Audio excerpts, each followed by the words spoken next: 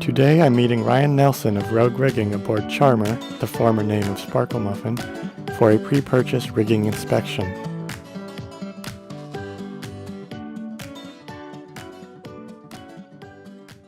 This guy's pretty floppy.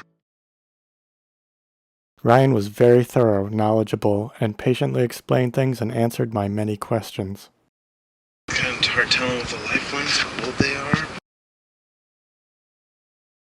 So that's going to let moisture in and doesn't usually let it out very nicely. So that usually leads to corrosion. So, and then the same thing here, like you get to see the corrosion you get between the swage and where it's attached. It just lets the moisture in and doesn't let it out. Ryan inspected everything imaginable. So it helps support so you can get some headstay tension on your staysail. While Ryan finished looking around and began prepping to go up the mast, I embarked on a quest to locate the broker so we could access the cabin down below. The mission: inspect the interior side of the chain plates. I'm going to try to figure out how to get inside so we can see, with any luck, the other side of the chain plates.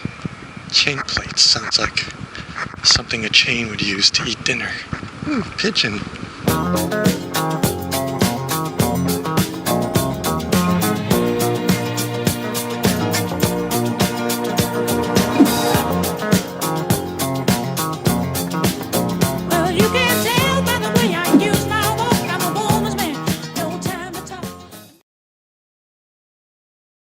Ryan has gone up the mast without me.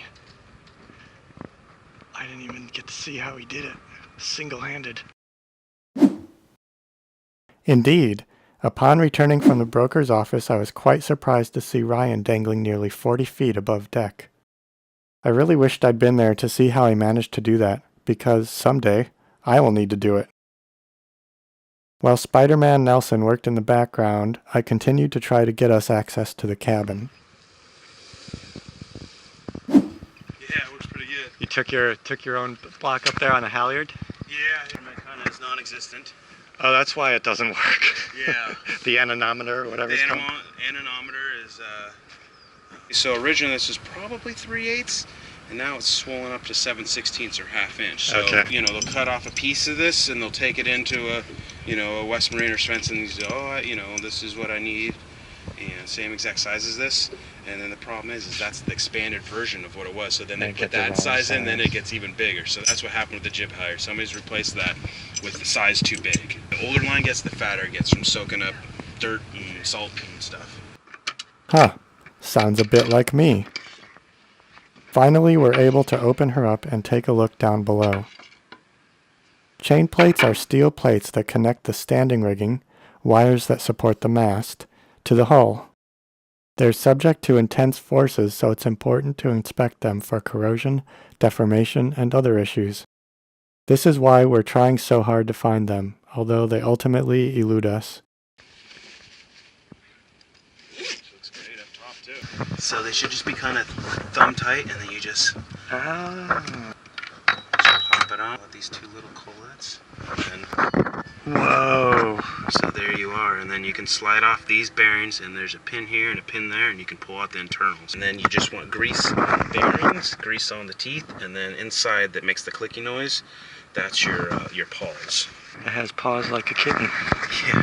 Oh, it's paws. Yeah, Paws. Yeah, paws. Yeah. And I use mineral spirits to clean it, or you can use WD-40, but mineral spirits is the best. I pull all this apart and throw it in a bin and spray it all down, and I individually clean everything. Okay. Then individually re-grease everything and oil it and put it all back together, so it's Sweet. like brand new. So Nice. I always recommend, especially if you're out in the water, is that you got a cardboard box, cut a hole in it, and so you can put the cardboard box around so you don't lose any little parts by accident. Oh, if when it's it's rolling or something.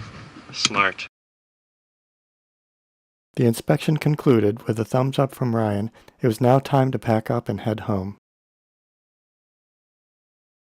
In all the excitement, I dropped the camera and everything else. Whoops. I'm just hanging out.